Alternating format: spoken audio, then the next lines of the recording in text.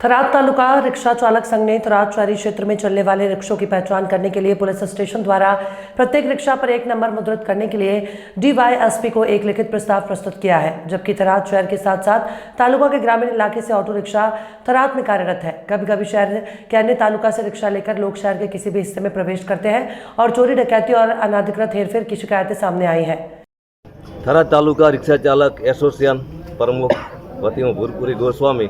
जे अत्यारे अमारा थराद नायब पोलीस अधीक्षक डीवायएसपी साहेब ने अत्यारे लिखित में अमे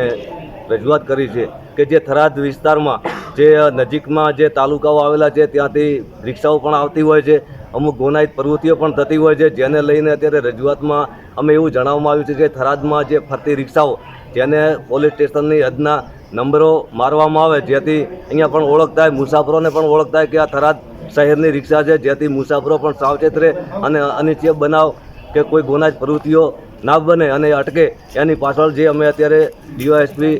વારોત્રિયા સાહેબને રજૂઆત કરી છે અને વારોત્રિયા સાહેબે અમને ખાતરી આપી છે કે તમારી જે અરજી છે અમે સ્વીકારી અને યોગ્ય તમને ન્યાય આપીશું।